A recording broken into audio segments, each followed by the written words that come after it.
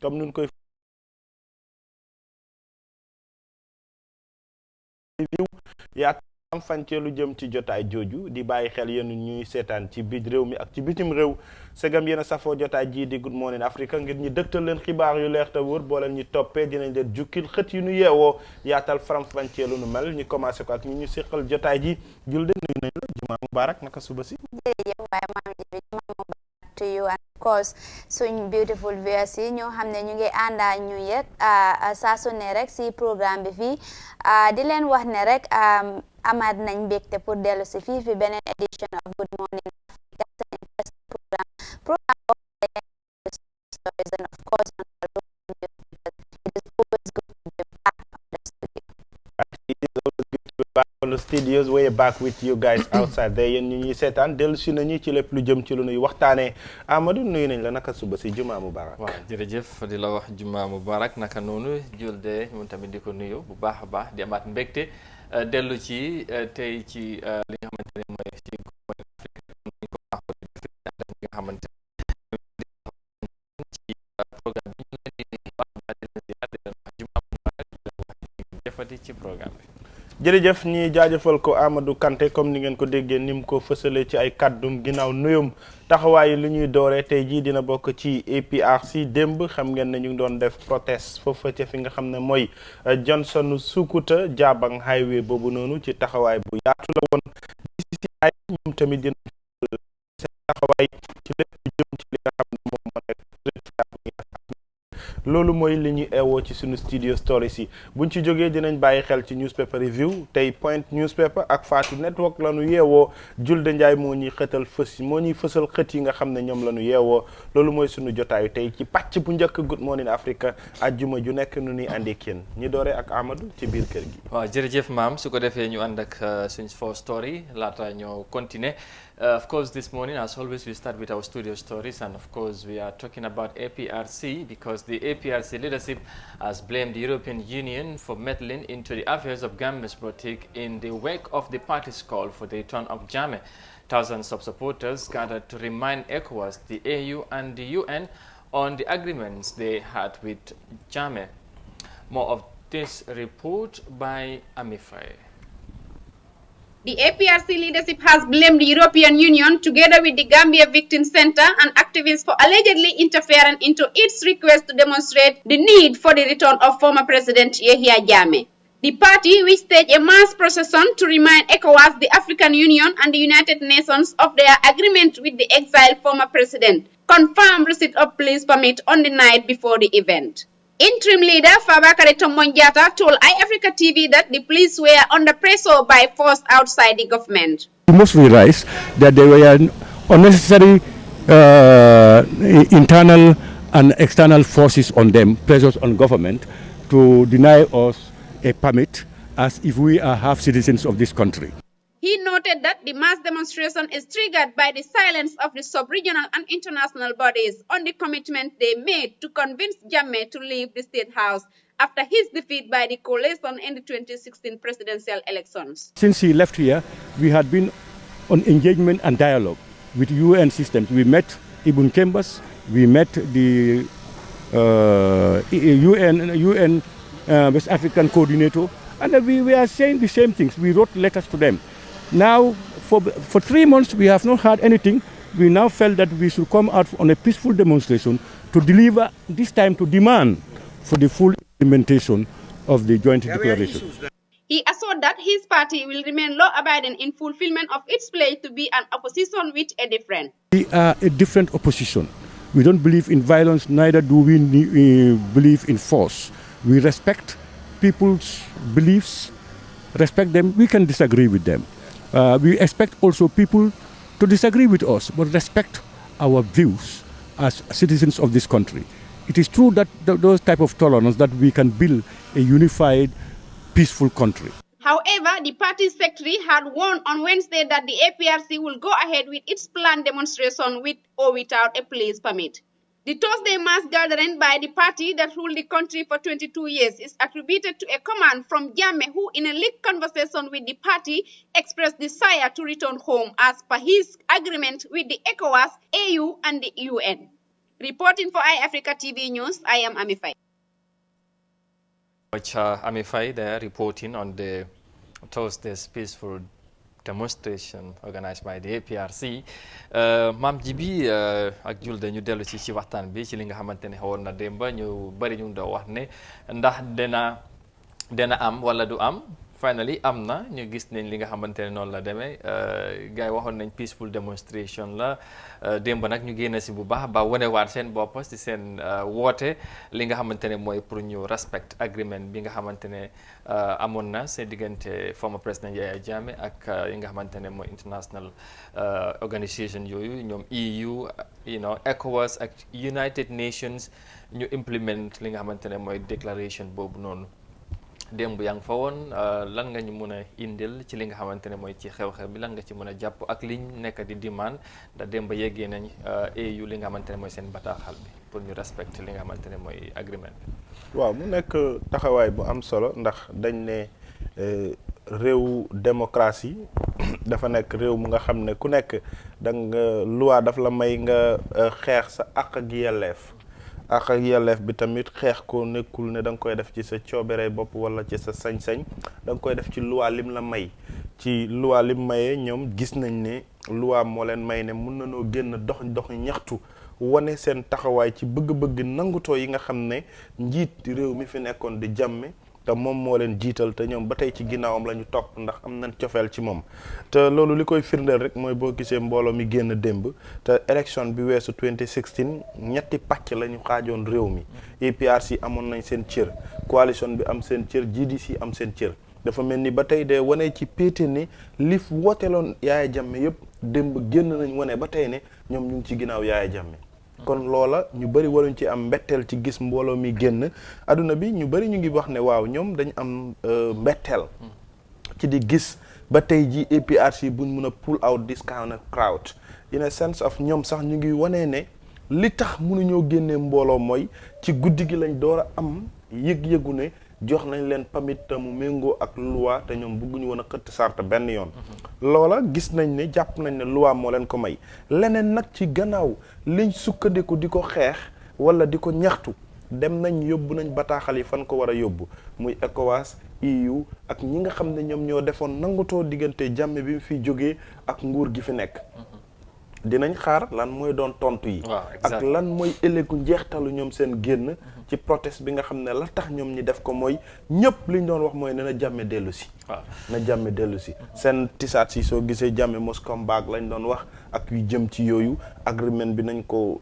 fulfill nañ ko respect because of deputy spokesperson bi buñ ko dalalee mu ngi doon wax ne loolu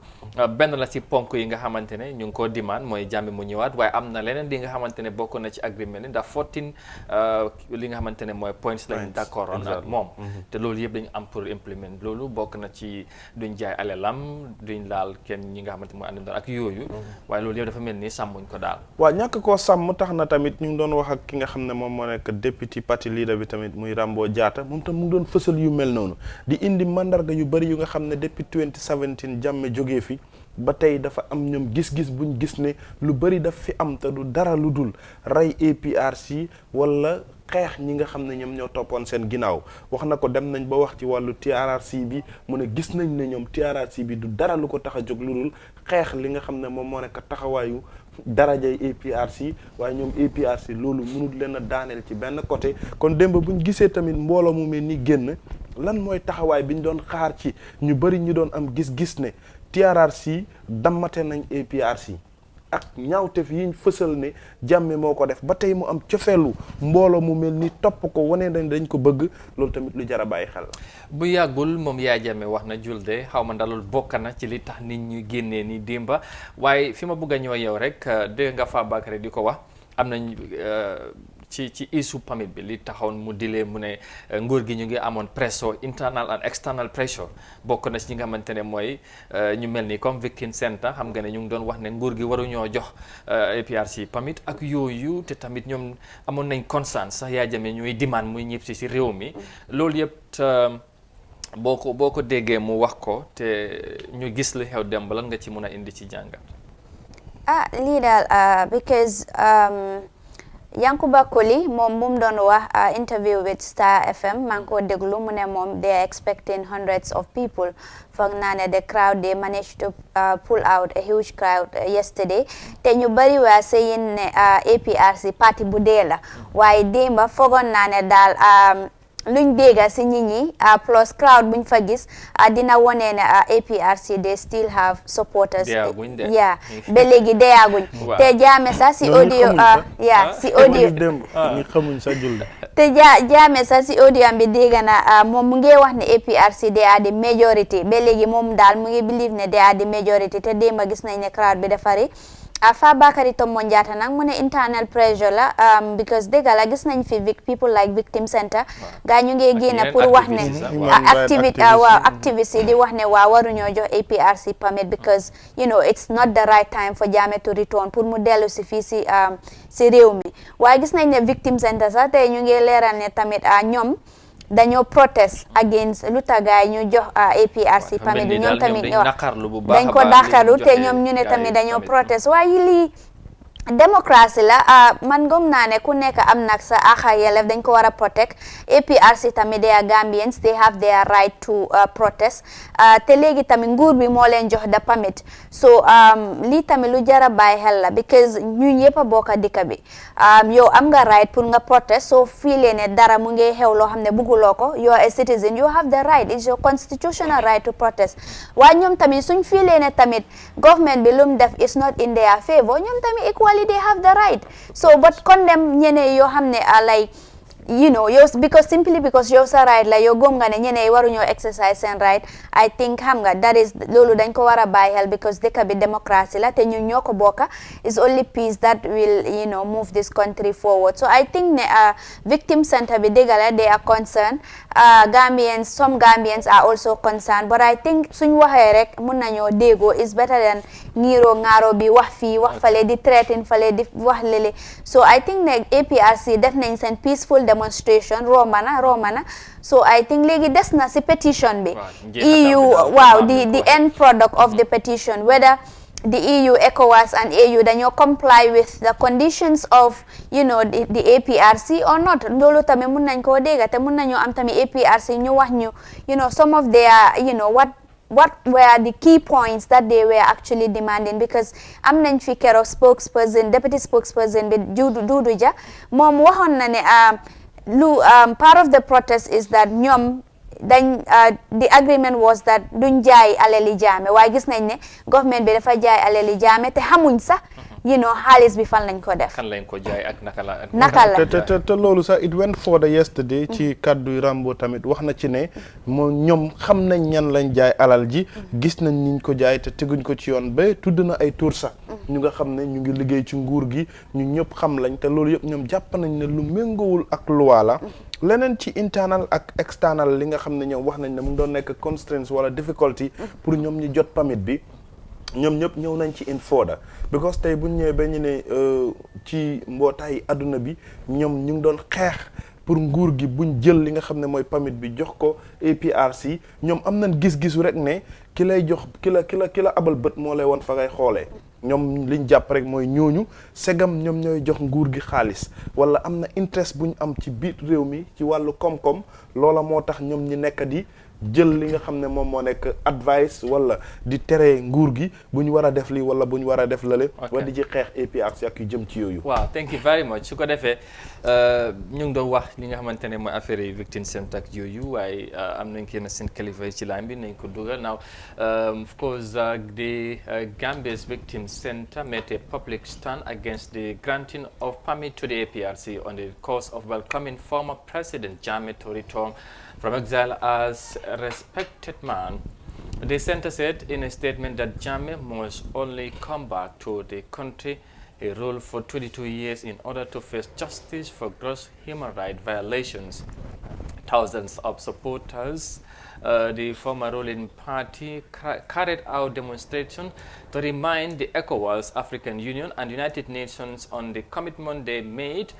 to facilitate the peaceful exit of Jammeh in January 2017. after failing to convince government to deny the opposition its right to protest. The Victim Center is now disappointed with the Office of the Inspector General of Police.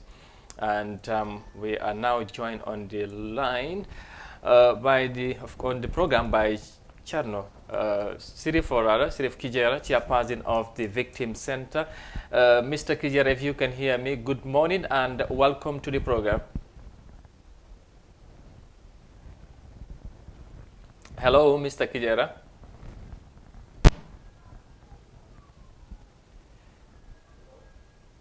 Hello. We're trying to get hold on Mr. Cherno, Sirif Kijera, and I'm just saying Cherno anyway. Hello.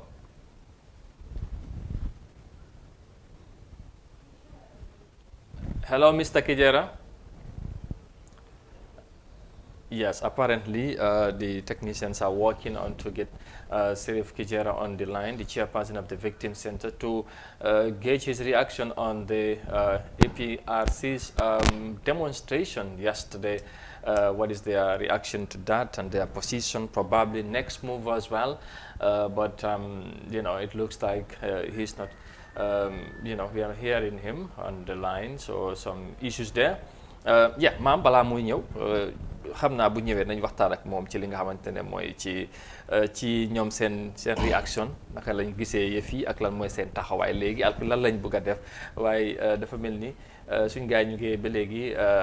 gàllankoor pour jokkoo ak moom mu nekk lu am solo comme ni nga ko waxee ci xibaar bi waaye xam nga nettali ci làmmiñu borom la dàkkee dinañ doon déggee ci moom ñi gën ñi leeralal seen gis-gis ak ñàkk méngale taxawaayu nguur gi ak ñoom taxawaay bañ doon xaar pour buñ war a jox APRC pamit fan lañ koy sukkandiku ñoom tam li tax ñu am gis-gisu ne APRC waruñ leen woon a jox pamit ngir ñoom nekk nañ ñu nga xam ne victime lañ am nañ gàllankoor ci nguuru Jammeh waaye loolu yëpp démb bu ñu xoolee ci ñi nga xam ne ñooy farandoori APRC ñu ci bari lu ñu doon wax APRC parti la Jammeh nguur la doon doxal te kon nguuru Jammeh loolu weesu na ñoom APRC political party lañ foofu nag ñoom tamit li tax ñi jàpp ne APRC inspecteur général ak nguur gi waruñ leen mën a jox pamit ndax kuy jooy du nax kuy jooy bu fekkee ñoom ñu ngi jooy fomp ñu seen rongañ ñu bëgg tamit APRC nekk fii di yaataa yumbee di def lu leen neex te ñoom jàpp nañ ne APRC ñoo leen teg gàllankoor gi xëj na ñoom foofu lañu wutee gis-gis ak li nga xam ne mooy taxawaay bi waaye bu dee APRC itam dañ jàpp ne ñoom political party bu nga xam ne ñoom ñi ci ëpp tey ña fa nekkoon lambuñ laaluñ ci ñaawteef yi nga xam ne tey ñii di jooy ñu ngi toog di wax ne diw moo ma def lii wala diw moo ma def lii ndax ñoom wax nañ ko ne victime si ba ñuñ ne am na ñu nekk victime waaye ndax ñi génn di wax victime yëpp victime lañ lu tamit lu jara leeral lañ ak kan la ñuy joxañ baaraamu tuuma ne moom moo leen teg lu nu mel ci ñoom ñi génn tey di xeex seen civic right di xeex seen li nga xam ne moo nekk ak yelleef because ñoom wax nañ ko ne ku ñoom doonuñ ñu nga xam ne ay second class citizen lañ ñoom first class citizen lañ te seen parti bi dafa bokk ci parti yu nga xam ne rule nag réew mi 22 years rule réew mi nag loolu nguur la woon waaye political party bu mel ni APRC bu fekkee dafa jóg victimes yi tamit ne ñoom liñ seen gis-gis rek mooy ne APRC waruñoo génn am na ñu bëri sax lu ñuy wax mooy parti bi dañ ko waroon a dissolve yooyu yëpp gis-gis la ñoom wax nañ ne on the 22 mooy on the 22nd ñoom tam dinañ génn def seen protest li tax ñu koy def nag ñoom tam buñ génnee ndax dinañ firndeel nit ñi ne mbooloo mi APRC am di yaataa yumbe ci biir réew mi te ñoom ñu ngi jooy seen rongañ fompuñ leen ñoom tamit dinañ wane ne am na ñuy jooy ba tey te ñu war a fopp seen rongañ leen te seen méttit ñu ngi koy dund ci seen xol. exactly su ko defee ndax dañuy génn wala duñ génn xam naa ne bu ñu ko amee ci line bi nañ ci leerlu ci moom Mr Sirif Kijera chairperson bu Victim Center suñ gars yi ba léegi ñu ngi fexe daal seen kéem kattan ndax ñu mun jokkoo ak moom ñu wan a am li ci yaatu ak leeral ñoom seen réaction kon ma ko waxee ci peaceful demonstration bi nga xamante ne APRC def nañ ko démb ndax doon ñoom julde ñu ngi doon wóolu nguur gi surtout police bi ñu mën a joxe li nga xamante ne mooy pamit waaye gis nañu loolu mu jëwta antu joxe nañ gaay pamit li nga xamante ne mooy démonstration bi am na lan mooy léegi gannaaw loolu ñoom seen reaction kon ni ma ko waxee lan lañ ci jàpp ne xëj na ñoom am nañ ci naxar wala li leen métti parce que prior to that ñoom lenn lañ ci dégg rek mooy nee nañ loolu dafa mel ni slap on the face ak yooyu ndax loolu yëpp lu am la wala amul xam naa ne bu si kanam tuuti aman na buñ ko amee dina ci indi leeral.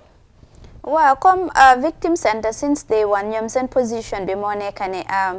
ñoom Yaya Jammeh su naree ñëw si dëkk bi fii time bi dafa re-traumatise victims yoo xam ne alleged atrocities yuñ commit ba léegi ñoom mënuñu am na si ñoom ñoo xam ne ba léegi mënuñoo fàtte lu leen daloon si gannaaw so am nañ concern tamit ne ñu ne Yaya Jammeh su fii ñëwaat su dee ne dafa delluwaat su naree delluwaat si dëkk bi is only him to face justice but not as a free man because ñoom loolu dafa nekk loo xam ne dañ ko daxalu ñu ne that is a slap on the face for them and it is an insult to the victims so these are the concerns ñoom buñ am so moo taxit APRC bu protesté to demand pour Yaya Jammeh mu dellu si dëkk bi ñoom dañ ko daxlu ñu ne loolu noonu dafa nekk loo xam ne dafa ñaaw ñoom si nuñ comme nuñ ko gisee ñoom tamit ñu ngi wax ne daal dañ bëgg a protest ñoom tamit di wone seen grievances ne lu happen ñoom likuñ ko dafa nekk loo xam ne like warut a demee noonu waaye man dama believe ne victim center bi because TRRC bi mu ngi ongoing they did not conclude though the Janneh Commission ñoom dañ submit their report ak their recommendations so loolu tamit it's yet to be implemented part of it's implemented but the rest is yet to be implemented ñu am TRRC bi ba léegi gaa ñu ngi on break right now waaye léegi te they are expected to resume this month for continuation of the hearings of the alleged atrocities under former Yaya Jammeh's regime so man dama believe ne ñu xaar rek konka TRRC is Truth, Reconciliation and Reparation Commission ñu déglu rek after the TRRC guys and when they end guys and recommendations then from there Yaya Jammeh whether then it is left to the judges to determine whether Yaya Jammeh will be prosecuted or not. But they also have the right, like I said, they are citizens. Okay. They have the right to also come out and say that, okay, this is what is happening and it is not in our favor. But I believe ne guys suñu waxtaane rek dañoo déglu government bi tamit xam naa ne de xam nañ lu war dinañ ko def. They also are concerned with the security of this country. And I am optimistic ne ñoom duñ toog rek ñu gis ne dëkk baa ngi taal fekk defuñ dara so ñoom dañoo weigh the options victim center guys and concerns APRC tamit guys and concerns then you come to consensus or conclusion as to the matter. Well, very well so, and I don't know su fekkee ne Mr. Kijera is on the line or not. If not, we would got to move on. Hopefully, you try maybe some other time because of time, and then ñu try ko ñu am seen reaction ci li nga xamante ne mooy ci protest bi suñ gars yi nag ba léegi ñu ngi try waaye dafa mel ni yëf yi yombagul xam naa ne dañuy continuer rek wax ci leneen gannaaw bi nga xamante ne wax nañ ci lu yaatu. li aju ci démonstration buñ gis démba waaye tamit ñoom ñii di victim center seen taxawaay ak lan lañ ci jot a waxagum ci li nga xamante ne mooy ci li xew ak laataa mooy xew lan mooy si seen gis-gis ak seen taxawaay gannaaw buñ wooyee nguur gi buñ jox ñii di APRC permit waaye gis neen loolu mujjuta am permit amoon na démba démonstration bi am na lan mooy si seen jàngat ak seen taxawaay ak lan lañ ci bugg a def bëggoon nañu déggee ci moom Mr. Kijera Sirif di chairperson of the victim center waaye dafa mel ni jokkaloo bi antuwul ñu wéy wax ci leneen gannaaw loolu next on our story, of course, is that President Adama Barrow Thursday led the second cabinet session of 2020, which deliberated several issues, including the revitalization of cooperatives, regulations of veterinary services, and establishment of National Early Information and Communications. Infrastructure Minister Ibrahim Silla delivered the outcome of the session. He said Cabinet disclosed a paper presented by Vice President on the establishment of the National Center for the Coordination of an Early Warning Response Mechanisms in the Gambia. The establishment of the Early Warning Response Mechanism is part of the broader ECOWAS initiative established under Chapter 4 of the 1999 ECOWAS Protocol relating to conflict prevention, management, resolution, peacekeeping, and security. Part of the responsibilities of the National Early Warning Center is to enhance proximity, policing, and early response at local and national levels, and also minimize the issues associated with the current of centralized regional response mechanisms. Minister Silla said the objectives of the establishment of the National Early Warning Coordinating Center is to ensure the systematic monitoring and reporting of early monitoring indicators to provide real-time information of appropriate action to be taken by the government to build synergies between national, regional, and continental institutions for more coherent response to crisis. He said it will also facilitate the collection, dissemination, analysis of data, and raising alerts where necessary on issues that affect people's well-being. Agriculture Minister also presented a paper for the revitalization of cooperatives in the existing agribusinesses services unit of the Ministry of Agriculture. The attempt for the revitalization of the cooperatives is necessitated by a study commissioned by the World Bank, Agriculture Value Chain Development Project, FAO, and Agriculture for Economic Growth Project to enhance production and marketing of agricultural produce. The revitalization of cooperatives under the Agribusiness Services Unit is expected to create great opportunities to address timely access to inputs and marketing and value addition. It also expected to help the regulation and management of farmer cooperative. The initiative will also support and provide mechanisms to monitor and evaluate the quality of activities and programs in the entire Ministry of Agriculture to effective decision making on cooperative matters. Agriculture Minister also presented a cabinet paper proposing for the enactment of a bill to provide the effective regulations of veterinary service in the Gambia through the livestock health, production, food safety, animal and human welfare, and international trade standards. This new bill seeks to replace the existing veterinary legislation, which is considered outdated and inadequate to meet the current challenges affecting the lives of subsector. A cabinet paper for the enactment of a plant health bill has also presented the Honorable Minister of Agriculture. These bills provide the legislative support in establishing a modern plant protection organizations to appropriately and adequately deal with the production gaps in agriculture. That's the second session of cabinet led by the president yesterday, where we have seen the Minister of Agriculture presented a paper, and of course, before that, of course,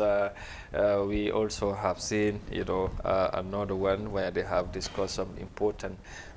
issues. Su ko defee maam ji bi ñu dellu ci li nga xamante ne mooy ci démba. Président bi ak ministre yi ñu def nañ seen second cabinet session waxtaan ci yu bari yi nga xamante ne omb na daal li aju ci jàpp nañ luy doxal réew mi bokk na ci wàllum ak mbay mi agriculture ministre bi am na yenn yi nga xamante ne yóbbu na ko foofu pour ñu waxtaane ko bokk na ci naka la ñoo dooleel mbay mi ñu jéem ci indi li nga xamante ne mooy pexe yu bees bokk na ci wàllum coopérative yooyu ñi xam nañ loolu moom lu am solo mooy naka la ñoo jàppalee baykat yi waaye tamit ci wàllum li nga xamante ne mooy wàllum vétérinaire yi tamit loolu tamit nekk indi nañ ci leneen li nga xamante ne mooy proposal bu bees ndax jàpp nañ bu fi nekk jamono ji dafa nekk bu yàgga dafa outdated ñu dooree ko foofu la laa ñëw wax ci leneen lan mooy si sa jàngat. waaw mbay mi xam nga mala yi dañ ci am solo mooy comme ni nga ko waxee xar yi nag yàq yu jëm ci yooyu buñ demee ba war a saytu ñi nga xam ne ñoom ñoo ci liggéey xool naka lañ leen di tàggat bu mujj ayib bu nga xam ne dina tax ëllëg dinañ am yaakaar ne loolu dina am yokkute bu muy def ci wàllu mbay mi ndax mbay mi ak càmm gi ñoo ànd te càmm gi bokk na ci ñuy bàyyi xel mbay mi xëj na fii niñ ko gisee juróom-benn weer ba juróom-benn weer la waaye xëj na càmm gi dina dem ba nga xam ne dina toll ci lu nga xam ne mais bi continuité la ndax tey boo yoree sa gétt xar di nga am li nga xam ne moom moo nekk taxawaay bu yaatu boo amee sa gétti nag noona everyday di nga jëfandikoo meew mi kon yooyu yëpp tey jumtuwaay la yu nga xam ne ci wàllu càmm gi lu am solo la ci luñ mën a bàyyi xel taxawaayu nguur gi nag ci ñi dajewaat xool naka la ñuy càmbare liggéey bi ngir mu continuer ci diir bi nga xam ne jàpp na ne at mu nekk war naa doon taxawaay bu nga xam ne moom mooy yóbbu réew mi ci kanam bu fekkee daje nañ ci anam yooyu dina am solo bu nga xam ne loolu lañ doon xaar waaye yii nag daf ñuy màndargal taxawal xaar ne lan mooy ëllëgu li nga xam ne mooy taxawaay yi ñu gis ci biir léegi dinaa la dogagum foofu dafa mel ni am nañ Mr Kijera ci line bi finally ñu jot a wax ak moom ci li nga xamante ne mooy seen reaction it looks like that our technicians have finally get hold of Mr Kijera on the line. Well, good morning, Mr Kijera. Welcome to the program, if you can hear me.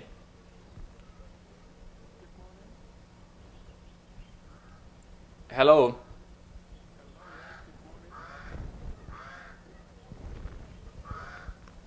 Hello. Hello.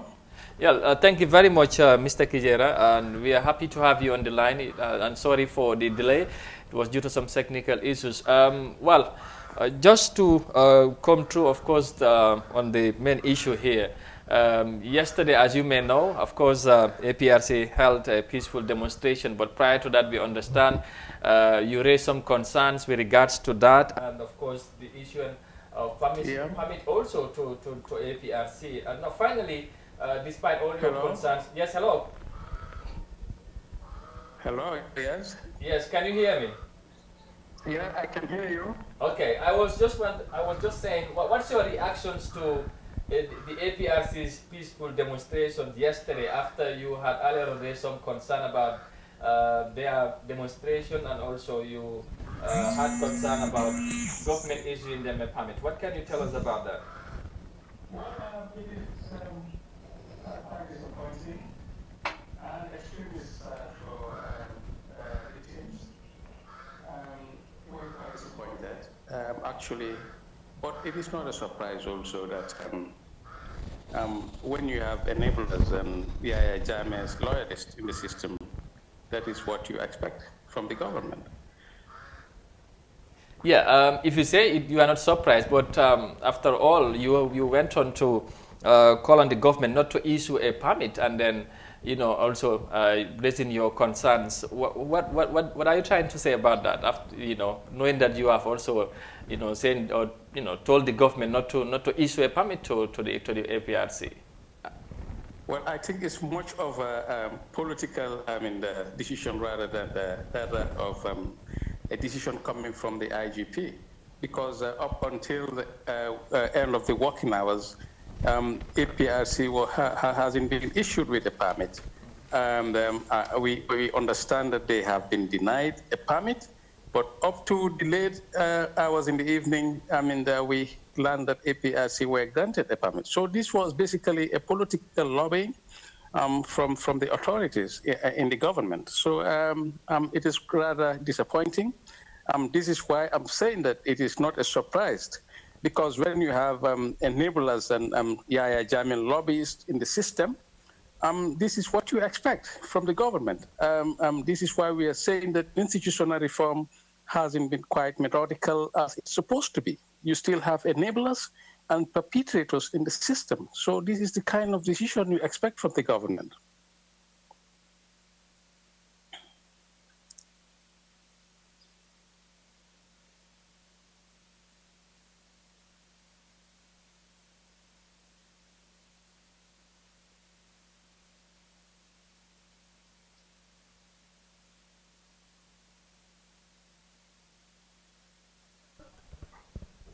Hello? Hello? Mm-hmm. Yes, I was going to ask, that you said this is a political move from the government, and I was asking if you say this is a political move, at what level of the government are you talking about here, or the lobby politically you said? Well, we would blame Adama Barrow. Adama Barrow, it is not a surprise. He would like to see how to forge an alliance with the APRC. We have seen from their various interactions. This is the lack of the political will from the top.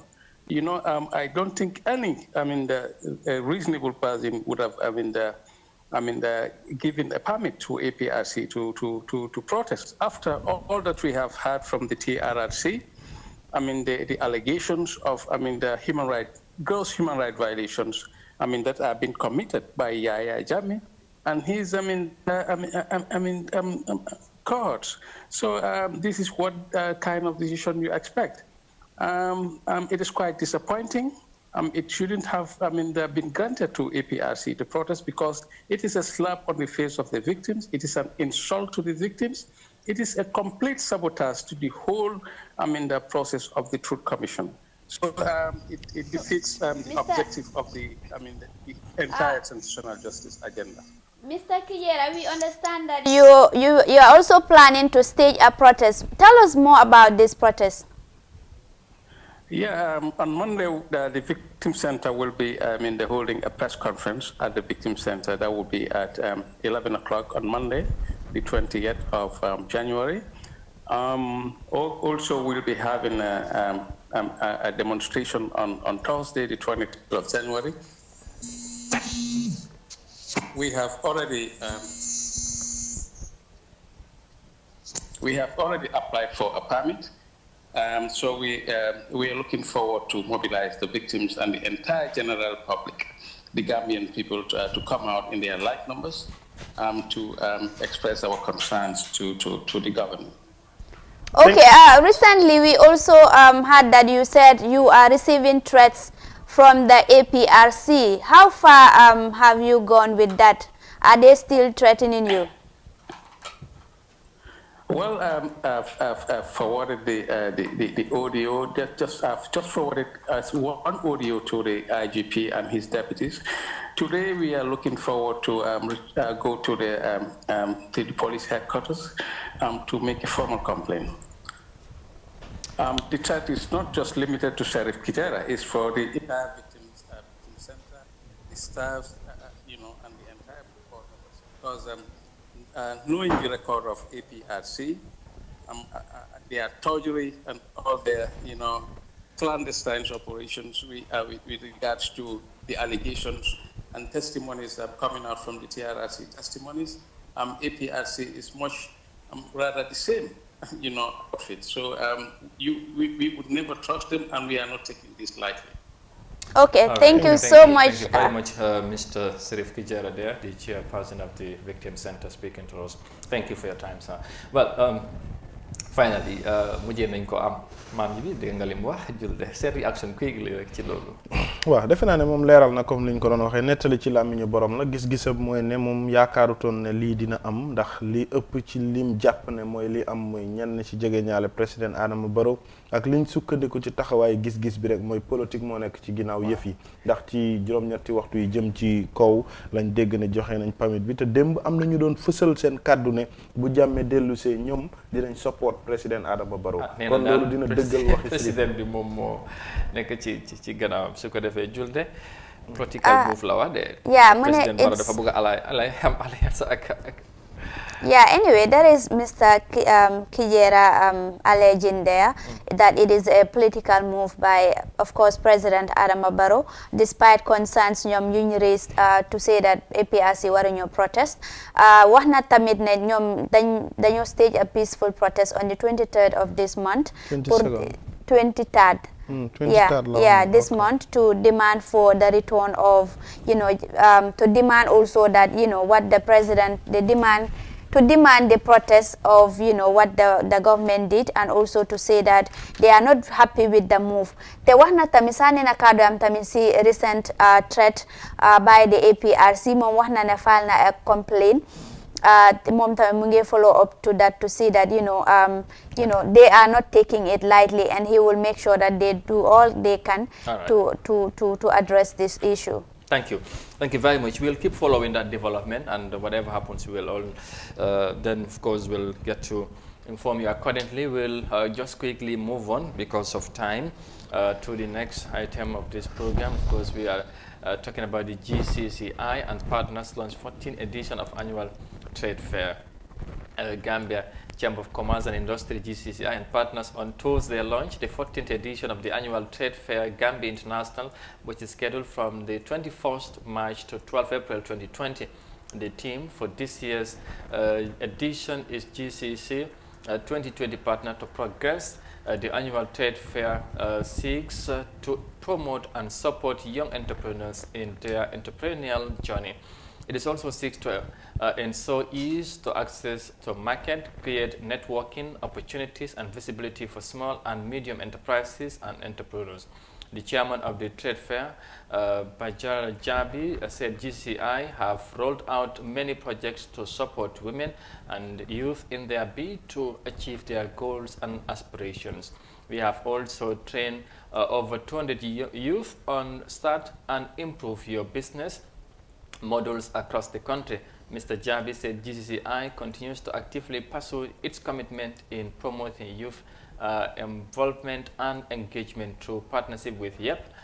CONAR, GIZ, government and other stakeholders. He said the need to prepare, equip and develop the capacity of youth for quality and meaningful participation in development cannot be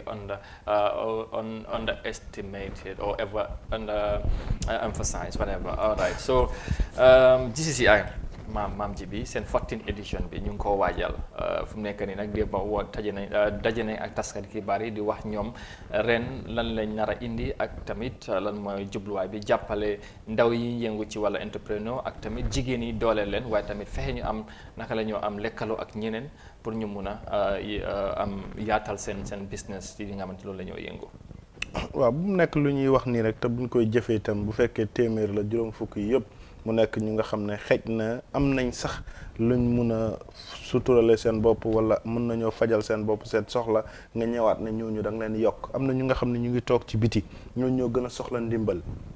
ñooñu ñoo nekk xale yu nga xam ne ñoom nga war a jàppale ak jigéen yi nga xam ne tey leer na la di yaa ngi leen gis ñu ngi dangi ci marché bi suba ngoon guddeeg bëccëg waaye li tax mënuñoo dem mooy amuñ ndimbal ñooñu lañ war a jàppale bu nga xam ne dina am lu yokk ci ñoom ndax trade fair bi gis nañ bu fekkee ren moo nekk fukki at ak ñeent depuis ñu door ko ba tey am na Gambien yu bëri mënuñoo gis seen bopp ci trade fair bi ndax boo xoolee sénégalais yi ak foreigners yi ñooy ëpp ci ñi nga xam ne ñooy ñëw nekk fa di fa jaay ak yu jëm ci yooyu nan dugg ci marché yi seet ñi seen doole ñi seen loxo jotul seen ginnaaw ñi jàppale leen yokka leen ba ñooñu ñi mën a ñëw gis seen bopp ci trade fair bi loolu mooy koom-koomu réew mi.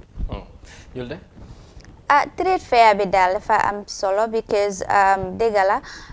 dafa create so many opportunities for young people because soo demee foofu noonu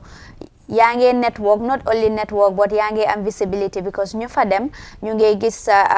sa brand bi and also your products. Loolu is a source of advertisement for you entrepreneur. waaye tamit nag I think they need a lot of improvements comme démba nu ma ko laajte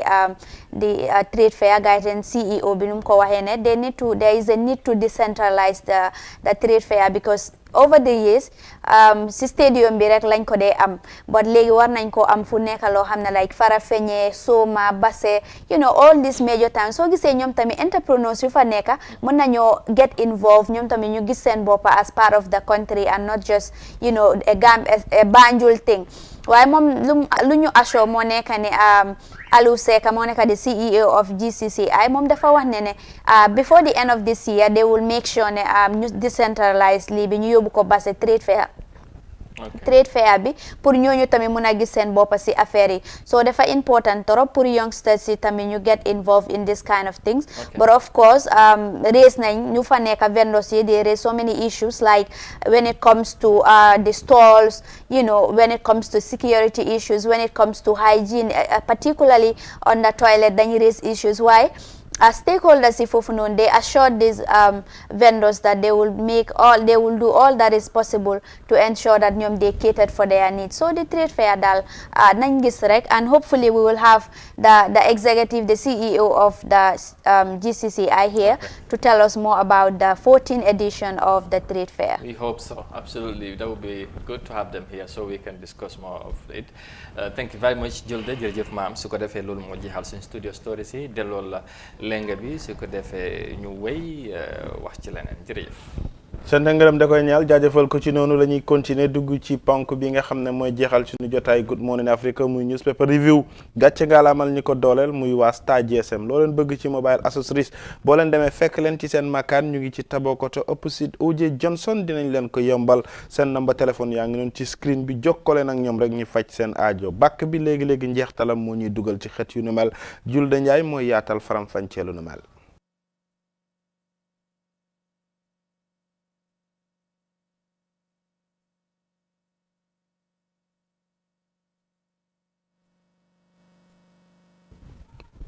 acce jërëjëf njeextalu bàkk baa ngi noonu moo ñuy dugal ci suñu newspaper review Julde tey point newspaper ak Fatou Network rek la ñu am ci biir kër gi ñi bàyyi la rek nga fëtal xët yi nga xam ne moom la point yeewoo. The main headlines today on the Point newspaper is APRC demands on unconditional return of Jammeh as thousands take to the street. The other story is victim center to protest against APRC permit approval. The other one is ECOWAS AU snub call for Jammeh's return APRC, and Gambia's 2019 remittances stand at 318.50 million US dollars. So these are the main stories on the Point newspaper. acca ñi commencé ko ci Gambia 2019 remittance bi taxawaay bi ci lu toll ci xaymab fukki junne ak juróom-ñetti junne ak juróom fukki million ci xaalisu li nga xam ne moom moo nekk dollar. The story there is Karafa Jobate, the Deputy Director at the Foreign Exchange Department of Central Bank of the Gambia, has disclosed that at the third Diaspora Roundtable technical meeting that the 2019 remittance of the country has increased to 318.50 million US dollars. The remittance volume, which recorded $205.6 million and $226.7 million and $277.9 million in 2016, 2017 and 2018 respectively, increased to $318.50 million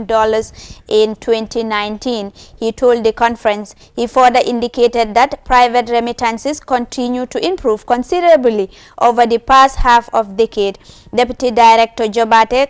attributed the significant increase in remittance numbers to the improved data completion coupled with the renewed confidence in both the microeconomic and political landscape of the Gambia. Details of that on the Point newspaper. Remittance. Gis nañ ne moom mu ngi wax ne remittance of the Gambia, which is the money yoo xam ne like ñun suñ diaspora bi ñu ngi ko andi fii seen fii si Gambia bi fii dafa increase to 318.60 million 50 million dollars. Loolu moo nekk is a huge number, and so gisee remittance like it's more than mu ngi contribute more than even our tourism industry here and other sectors in the country. So remittance dafa nekk loo xam ne dafa am solo torop si biir dëkk bi suñ diaspora bi tamit gaa ñu ngi contribute immensely to the gross domestic product of this country. Seen jàngat si loolu. waaw nekk na lu am solo c'est comme buñ jàppee ne doomi réew mi ñoom ñooy indi xaalis boobu muy ñëw di dugg ci biir réew mi rek comme li ñuy wax la jàmbaar dawul dafa uti doole ñoom ñëpp li leen génnee ci réew mi rek mooy uti luñ am ngir indi yokk ko ci li nga xam ne moom moo nekk koom-koomu taxawaayu seen njaboot xayma lu toll ci ñetti téeméer ak fukk ak ñett yu tomb li nga xam ne mooy juróom fukk ci kopparu li nga xam ne moom moo nekk US dollars buñ ko war a indi ci biir réew mi ci koom-koom ndax wax nañ ko fi ci ginnaaw boo xoolee ñetti taax yoo gis ñi rangale fii mun ngaa jàpp ne ñaar yi ñi ko moom ñu ngi bitim réew kon buñ la ne xaalis boobu yëpp luy jógee ci biti la di fi dugg du am mbetteel ci kenn ñi buñ jëlee xayma bi ñuy wax ne xaalis bi noonu la toll kon am nañ yaakaar ne réew mi am na lu bari lu ñuy yaakaar luy jógee ci biti waaye nag noonu la war a demee. Amadou. waaw dëgg la foog naa ne lu am solo la te tamit ñu nekk ci biti ci diaspora bi foog naa dañ leen di war a jaajëfal ci jàppale wu ñoo jàppale seen famille back home foog naa ne loolu dafa am solo te xaalis bu ñoo dugal ci réew mi dafa am solo su ko defee ñu jàpp na daal dana def nekk na li nga xamante ne daal lu am solo la wanaa ñu gën leen tamit bàyyi xel ñoom ñu nekk ci diaspora because léegi liñ di amee jafe-jafe dañ ko dee ñaxtu ak yooyu ñuy jëm leen di taxaw because li ñoo dugal ci réew mi tamit foog ñoom tamit ñu gis seen bopp because nekkul seen famille rek lay dem am na tamit nguur gi lañ cee am so loolu tamit mu ngi improve si GDP bi and of course the economy and then if that's the case then war nañ leen mun a taxaw bàyyi leen xel bu baax a baax. ci ñu dem ci beneen xibaar bi dafa mel ni gouverneur bu Siarar wane na ne réew mi ci impôt la ñuy dundee kon loola baax na ñu bàyyi xel ne réew mi mënut a dem without tax. Gambia can never develop without tax, says CRR governor. The story there is the governor of Central River Region, Abba Sanyang, is the latest to add his weight on the need for voluntary tax payment to government. He emphasized that Gambia is a tax-based economy and the country can never develop if citizens do not pay their taxes. He made these remarks in an exclusive interview with this reporter at Janjambure recently, in which he said tax is a natural phenomenon and is for all nations. He cited that people need to understand that payment of tax has existed since time immemorial. According to Governor in the Gambia, taxation seems to be very difficult based on our education, availability of resources, method and means of taxing. He added that there are several factors responsible for it, saying, I think GRA losing more revenue in taxation is based on their method of monitoring and research. The CRR governor also urged that the need for tax reduction, saying that tax should be reduced and spread so that everybody will be willing to pay. But if you make tax high, people will find it very difficult to honor their tax obligation, not actually refusing to pay, but it will be unaffordable. Details of that on the Point newspaper. Mbiri tax bi. Xam-xam la wax nag ndax bu fekkente ne tey youth de la te boo ne da ngay tafli day métti ndax li tax ñu wax loolu tey am na ku nga xam ne boo ko yombalee fay lempo ak taxe yi nga xam ne yooyu lay fay moo gën ci yow sax nga jafeel ko mu lay daw guddeeg bëccëg doo jot ci lim la war a jox moom tam pour mu liggéey ngir am afiyam loolu jafee ko kon bu fekkee wax na ne jaaree war nañoo def implementation pour xool naka la ñuy yombalee ñi nga xam ne ñooy fay taxe ñu teg ko ci yoon bu nga xam ne ñëpp dinañ xam seen waru gar te nguur gi dinañ ci jotaat li ñuy yaakaar ndax wax na dëgg réew mi boo xoolee leneen lan lañ war a yaakaar luy jox koom-koom nguur gi lu dul taxe jàpp naa ne xel sax mënut a nangu nit ñi jàpp ne réew mi mun nañoo amee koom-koom feneen fu dul ci taxes yi ndax loolu rek lañ fi gis. ak lan essence amuñ ko amuñ diw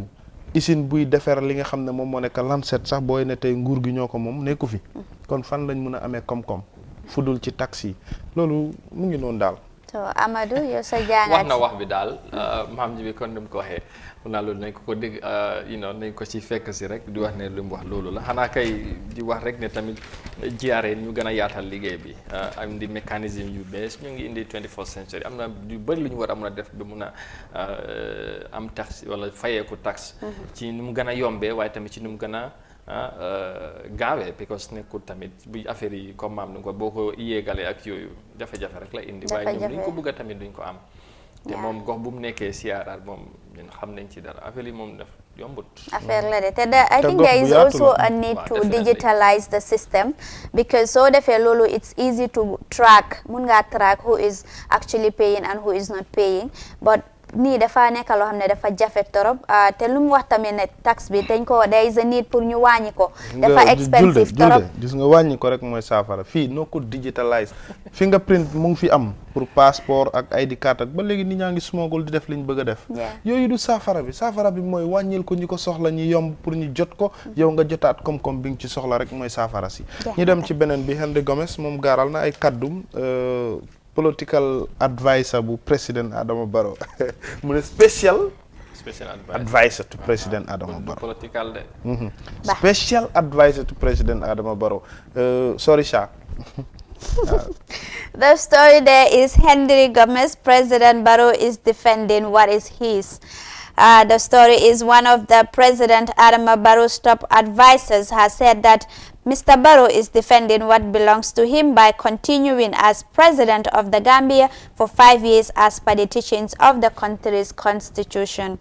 Speaking in an interview with journalists during the Solidarity March organized by Gambia for 5 years and Peace Building on Sunday, Henry Gomez said, who is also the Secretary General of the Gambia People's Democratic Party, GPDP, said, if Gambians are using the constitution to beat Barrow every day, why wouldn't he, Barrow, also use it against them?